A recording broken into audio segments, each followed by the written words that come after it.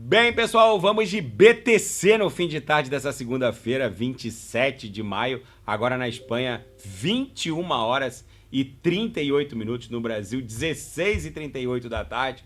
Gente, eu começo essa análise do fim de tarde por esse gráfico muito interessante que dá conta de que na semana passada foram minerados 3.150 bitcoins e os ETFs de BTC no mercado à vista basicamente compraram 15.421 BTCs. Para bom entendedor, poucos números bastam.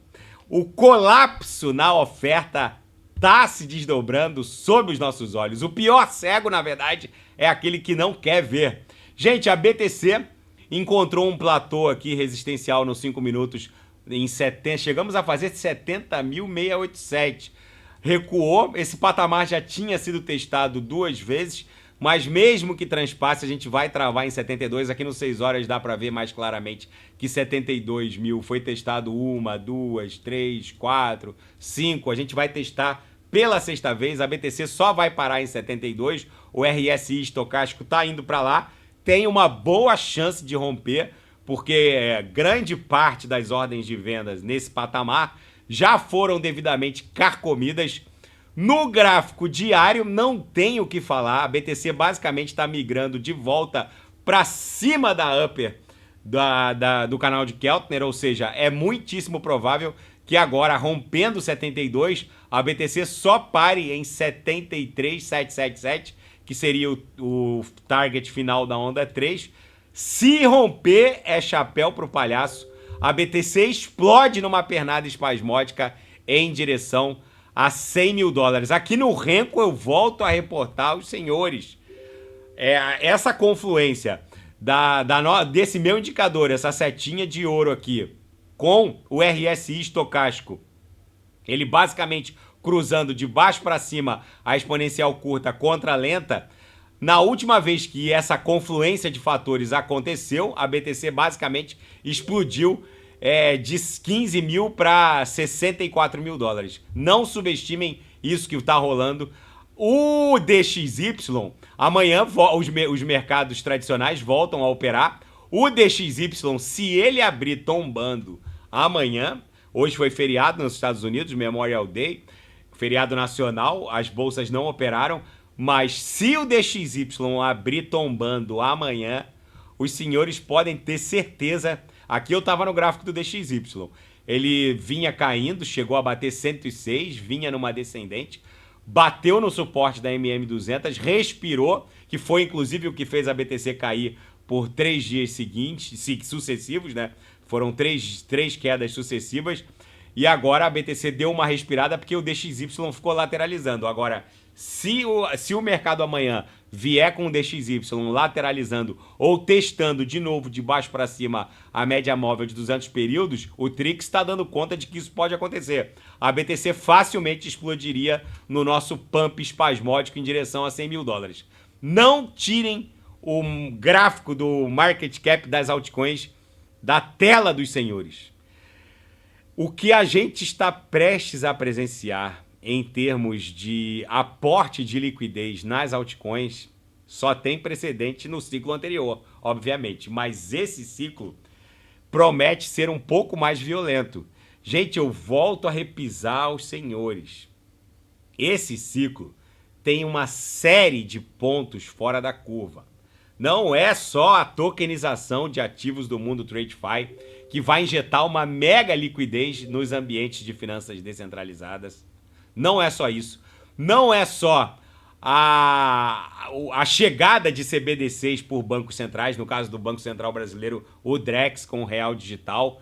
E vocês tenham certeza que smart contracts vão bloquear Drex reais digitais na blockchain do Banco Central do Brasil para permitir um embrulho em outros ecossistemas, como Solana, Arbitrum, Avalanche, Tron, Ethereum. Vocês podem ter certeza disso. O que vem, a tsunami de liquidez junto aos ambientes de finanças descentralizadas não é só a chegada dos ETFs de BTC e ETH no mercado à vista que criou um pavimento legal brutal para o aporte do capital institucional. Agora não é nem questão de se, é questão de quando virão os próximos ETFs de Solana, de BNB, enfim, não subestimem, de Polkadot. Essa movimentação não é só o approach crypto-friendly do principal candidato e favorito à corrida presidencial norte-americana, que hoje, inclusive, mais uma vez, defendeu a criptografia. Ele, inclusive, expôs o portfólio dele na rede ETH. O Trump tem 10 milhões de dólares, basicamente, no seu public address da rede Ethereum. Tem 463,35 ETHs e uma série de altcoins. Ou seja, gente, todos esses pontos fora da curva, a aprovação do FIT 21 na Câmara Federal Norte-Americana e a própria manifestação da Casa Branca, já que eles estão em busca de votos para a reeleição do Joe Biden, eles já deram conta de que não vão impedir a aprovação do FIT 21 no Senado. Talvez eles aparem algumas arestas, mas vai passar. Com a aprovação do FIT 21, fica aberto o flanco para a emissão de uma CBDC pelo Fed, pelo Banco Central Norte-Americano. Então, tudo está acontecendo ao mesmo tempo. Talvez a semana passada tenha sido uma das melhores semanas para a história da criptografia, porque foi tudo ao mesmo tempo, numa mudança abrupta por parte da SEC. O Gary Gensler, de repente, aprovou o ETF de ETH, que basicamente jogou o Wall Street dentro das DeFis, já que o que o Wall Street vai fazer com essa montanha de ETH que eles vão vender em razão da venda das cotas de ETF, de ETH no mercado à vista? Eles vão ficar sentados em ETH ou vão colocar em stake? Então, basicamente, a SEC empurrou os grandes players de Wall Street em direção às finanças descentralizadas. Só que tudo isso está acontecendo ao mesmo tempo. A semana passada foi bizarra com a aprovação do FIT 21, do ETF de ETH, enfim. Esse approach brutal do Trump em relação à criptografia, não subestimem o que está por vir. A dominância da BTC acabou de quebrar essa LTA que estava empurrando ela para cima. Lembrando aos senhores que a queda na dominância não significa queda na cotação da BTC. A quebra dessa LTA aqui, ó, que estava aprisionando a dominância numa canaleta virtual de alta e que agora abriu um corpo real comprador muito interessante, vai levar a dominância para 30%. Só que a queda na dominância não significa queda na cotação da BTC. Só significa que a BTC vai subir de forma menos explosiva que as altcoins. Então eu volto a repisar para os senhores. Se a Bitcoin alcançar um pivô nesse bull run em 250 mil dólares, isso seria equivalente a um market cap para a BTC de 5,5 tri de dólares. Com a dominância caindo para 36%, talvez 32%, isso significaria um market cap para as altcoins em torno de 7, 8 tri. Gente, vocês têm noção do que vai acontecer com o market cap das altcoins? Nesse momento está 1,16 tri. Isso aqui vai avançar para a extensão dessa LTA aqui, ó, para um patamar entre 7 e 8 trilhões, o que guarda coerência com todos os prognósticos em relação à próxima máxima de todos os tempos para a BTC nesse ciclo, já que a dominância vai retrair para 36%, 32%, talvez 33%, a BTC vai bater 200 e pouquinho, vai a 5 tri, com a dominância a 30 e poucos por cento, o market cap das altcoins ficaria exatamente nesse patamar, entre 5, 6, 7, talvez 8 trilhões. Na minha leitura vai bater 8 trilhões. E aonde vocês acham que esses 7 trilhões aqui que vão aportar no market cap das altcoins, para onde vocês acham que esse capital vai aportar? Óbvio que eles vão aportar nas altcoins de altíssima octanagem. Não é só Solana, Avax, Arbitrum. Vai aportar em altcoins de altíssimo potencial de retorno que eu garimpei para os senhores no Gemas Altcoin Alert, que está aqui, ó, na descrição do vídeo abaixo. É uma absoluta insanidade os senhores estarem desembarcados do mundo cripto num momento como esse. Dados e riquezas não vão mais trafegar por um iOS, por um Android. É só ver o que está acontecendo com o market cap da Apple, que não para de cair. Dados e riquezas vão trafegar por dApps, por apps descentralizados. A simbiose entre mineração de inteligência artificial, AI, e mineração de criptoativos Proof of Work já é uma realidade. O próprio CEO da NVIDIA falou isso. Ele disse que, num primeiro momento, os semicondutores chegaram nesse potencial de produzir AI porque o nível de dificuldade do consenso, principalmente de BTC, estava tão bizarro que eles passaram a ser capazes de produzir AI. E agora existe uma clara simbiose entre a força computacional instalada para minerar AI, cuja demanda não para de explodir, e a força computacional instalada para minerar principalmente BTC. E tem gente falando em corretiva, vendo o market cap da NVIDIA ir para 3 trilhões e flipar todas as corporações empresariais do planeta. Hoje a NVIDIA compraria, hoje com o market cap da NVIDIA, é possível comprar 50 Petrobras, talvez 60, agora nem sei. É só fazer a conta. A última conta que eu fiz, há 3 semanas atrás, daria para comprar quase 50 Petrobrases.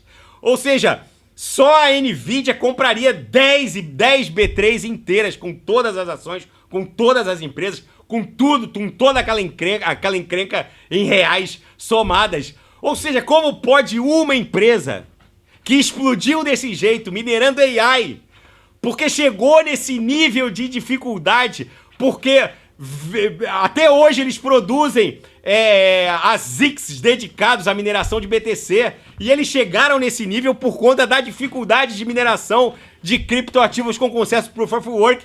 E tem gente defendendo ainda um criptoceticismo sem sentido.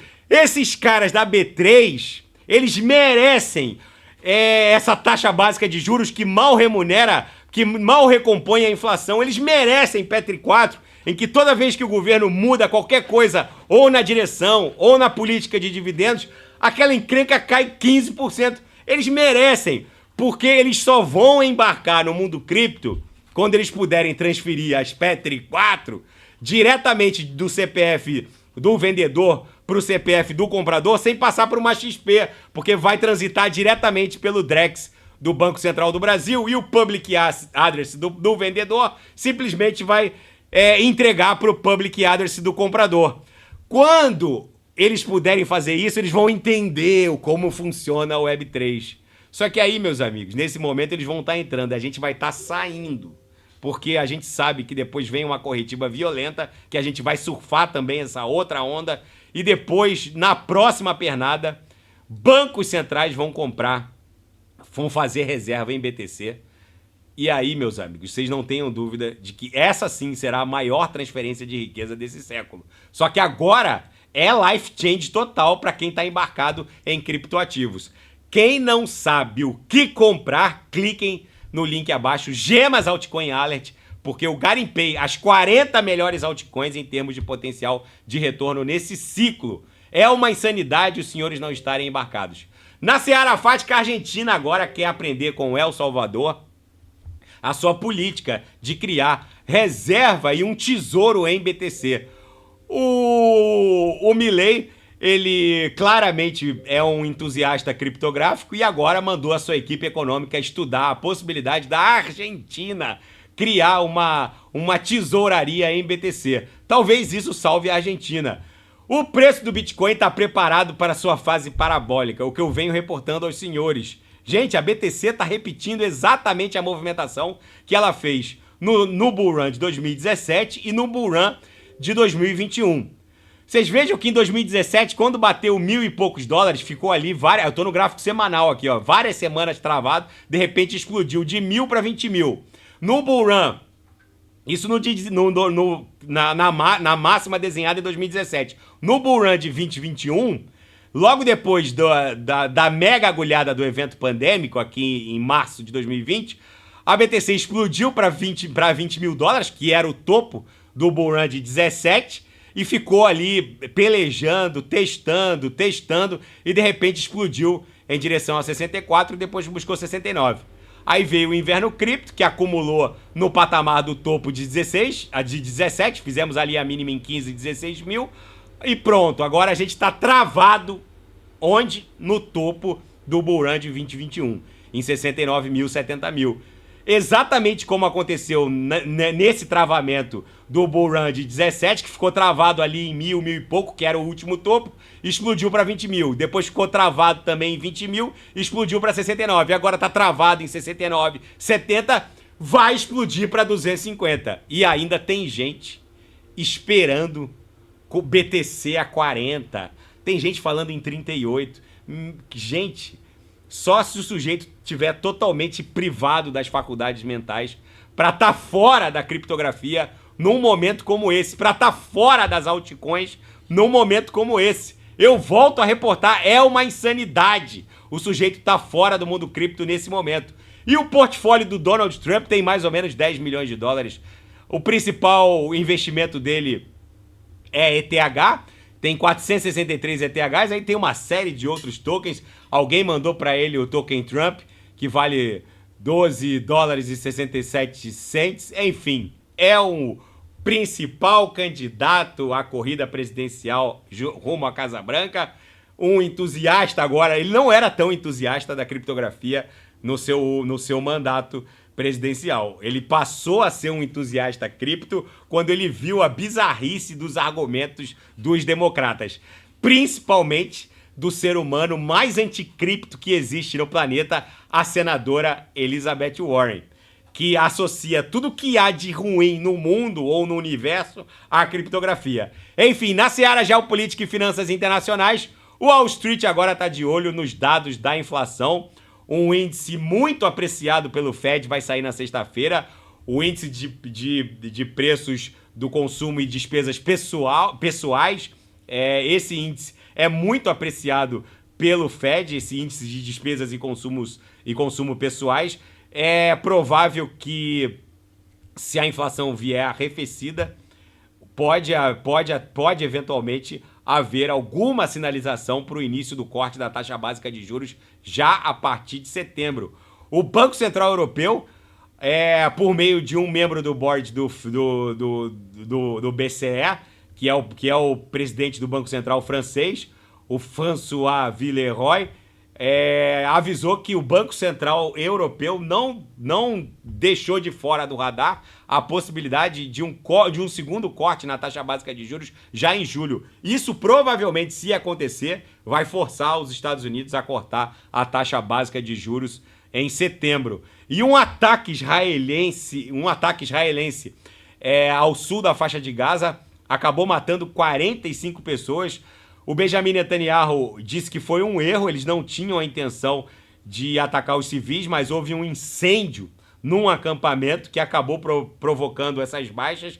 Enfim, gente, isso acontece 48 horas depois do Tribunal Penal Internacional ter determinado a cessação dos ataques, um cessar-fogo, mas o que parece é que Israel está tratando com bastante ironia a decisão desse Tribunal Penal Internacional, cuja jurisdição não é reconhecida pelos americanos, que já tiveram o seu alto comando militar do Pentágono processado por esses tribunais, mas o americano é o americano, ele pegou e bloqueou a conta dos juízes, que basicamente foram obrigados a arquivar a investigação e a ação penal contra o alto comando militar do Pentágono. Inclusive, um juiz tentou entrar nos Estados Unidos e foi detido, um juiz do Tribunal Penal Internacional. Ou seja, gente, um tribunal cuja jurisdição não é reconhecida pela maior jurisdição do planeta, que é a norte-americana, obviamente passa a ser um tribunal teatral, ainda mais depois desse recuo em relação às investigações do alto comando militar americano por atos praticados no Afeganistão. A China também dá de ombros para esse tribunal, a Rússia dá de ombros, Israel dá de ombros, basicamente. Só quem reconhece a jurisdição desse tribunal são alguns países da União Europeia e o Brasil, porque o resto não reconhece. Gente, a BTC, aqui no diário, claramente está rompendo essa acumulação de forma ascendente. Na minha leitura, se romper 73777, explode para 100 mil dólares. Se o DXY amanhã, o DXY mede a força do dólar contra uma cesta de divisas. contra libras esterlinas, euros, francos suíços e ienes, as mais poderosas do planeta. Se ele amanhecer caindo ou lateralizado, vocês podem ter certeza que é chapéu pro palhaço. A BTC explode para 100 mil dólares. Tá bom, pessoal? Se nada fugir do script, eu volto amanhã. Fiquem com Deus. E quem quiser sugerir alguma análise, é só colocar nas mensagens abaixo. Até amanhã, grande abraço. Fiquem com Deus.